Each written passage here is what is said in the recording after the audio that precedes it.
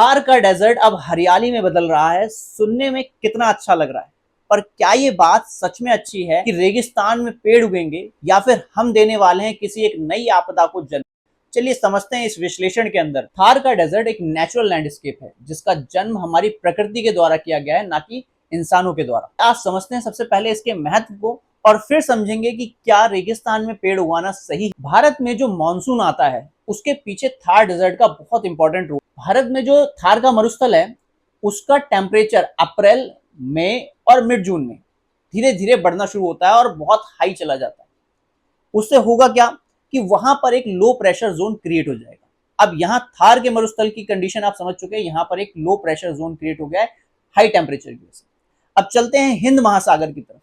हिंद महासागर में बहुत सारा पानी है, वहां पर टेम्परेचर धीरे धीरे रेस करता है क्योंकि जो पानी की स्पेसिफिक हीट होती है वो बहुत ज्यादा हाई होती है और जो लैंड की स्पेसिफिक हीट होती है वो लो होती है। तो इसलिए वो जल्दी गर्म होते हैं और जल्दी ठंडे होते हैं। वहीं पानी जो है बहुत टाइम तक हीट को रिटेन करके रख सकता है, इसलिए ना तो वो जल्दी गर्म होता है और ना ही जल्दी ठंडा होता है। तो अप्रैल, मई, जून के टाइम पर जो हिंद महासागर का टेम्परेचर है वो बहुत कम होता है एज कंपेयर थार के मरुस्थल के टेम्परेचर। तो वहां पर एक हाई प्रेशर जोन क्रिएट हो जाता है। हाई प्रेशर जोन से विंड जो है ऑटोमेटिकली लो प्रेशर जोन की तरफ भागती है। ये प्रकृति का नियम है कि चीज हाई प्रेशर से लो प्रेशर की तरफ भागेगी।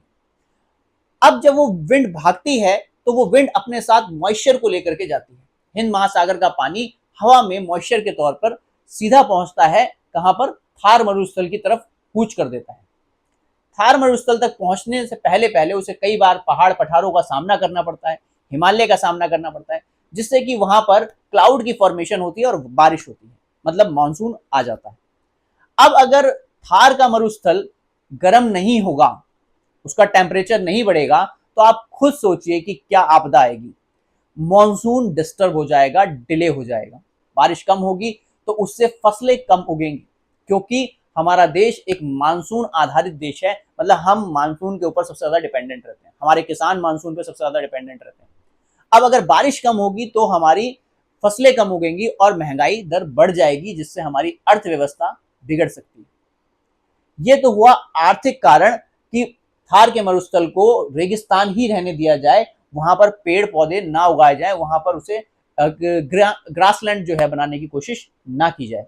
अब दूसरी बात करते हैं रेगिस्तानी मरुस्थल पर पाए जाने वाले जीवों की, जिन्होंने उस क्लाइमेट को अडॉप्ट कर लिया है, जैसे कि ऊंट हो गया, ब्लैक बग हो गया, ग्रेट इंडियन बस्टर्ड हो गया, फॉक्स हो गए, या फिर वहां पर पाए जाने वाले चूहे। ये सब उस क्लाइमेट को अडॉप्ट कर चुके हैं। अब अगर हम वहां का क्लाइमेट चेंज करते हैं तो इनके लिए सर्वाइवल मुश्किल हो जाएगा। सर्वाइवल मुश्किल ना केवल इन स्पीसीज के लिए होता है, अगर आप कोई भी स्पीसीज को डिस्टर्ब करते हैं तो उससे पूरी बायोडाइवर्सिटी डिस्टर्ब होती है। मतलब पूरा फूड चेन जो है, फूड साइकिल जो है वो पूरा डिस्टर्ब होता है, जिससे बाकी मवेशी और बाकी जीव जंतुओं को भी हानिकारक नुकसान पहुंच सकता है। इसके अलावा अगर मैं बात करूं वहां की औषधियों की, पेड़ पौधों की, तो उनके लिए भी ये बहुत ज्यादा हानिकारक है। वहां पे जो पाई जाने वाली नेटिव स्पीसीज हैं, अगर आप वहां पे कोई एक्सोटिक स्पीसीज लगाते हैं तो आपको पता नहीं होता कि वो नेटिव स्पीसीज पे किस तरीके से रिएक्ट करेगी। वहां पर मूल रूप से पाई जाती हैं, उनका नुकसान हो सकता है अगर आप ऐसे पौधों को लगाते हैं जो कि पानी को होल्ड कर सकते हैं और सॉइल को होल्ड कर सकते हैं और वहां पर हरियाली ला सकते हैं। जैसे कि मैं एक एग्जांपल देता हूं आपको कि ब्रिटिश टाइम पे और इंदिरा गांधी सरकार के टाइम पर भी ऐसे बहुत सारी योजनाएं लाई गई कि थार के मरुस्थल को हम हरा भरा कर दें। उससे ये हुआ कि वहां का जल स्तर और ज्यादा कम हो गया, क्योंकि जूलीफेरा एक ऐसा प्लांट है जो पानी को ऊपर की तरफ सोक कर लेता है। मतलब उसको जितना ज्यादा पानी दोगे वो उतना ज्यादा उस पानी को सोक कर लेगा, और उसने जल स्तर जो है वहां का गिरा दिया, जिसकी वजह से राजस्थान में वाटर क्राइसिस शुरू हो गया।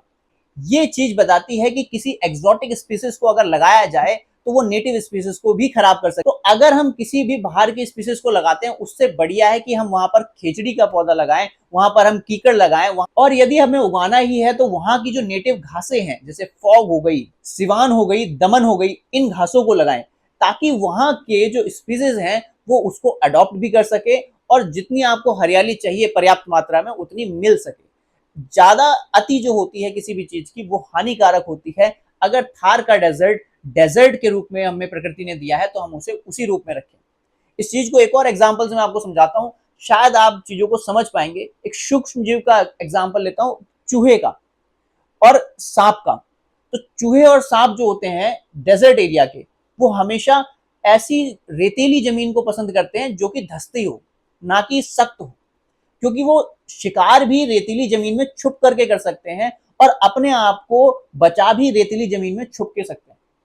अब आप खुद सोचिए, जब उन्हें छुपने की जगह नहीं मिलेगी तो वो मर जाएंगे और ना ही दूसरे शिकार को कर पाएंगे। जैसे चूहे, अगर मान लीजिए, और सांप का वही एग्जांपल ले लूं मैं, तो सांप अगर छुप के चूहों का शिकार नहीं करेगा तो चूहों की जनसंख्या बढ़ जाएगी, और वहीं पर अगर सांप छुप नहीं पाएगा तो गिद्धों की संख्या बढ़ जाएगी, क्योंकि गिद्ध उन्हें उठा करके ले जाएंगे। तो जिसको भी भोजन पर्याप्त मिलेगा वो उनकी संख्या बढ़ जाएगी।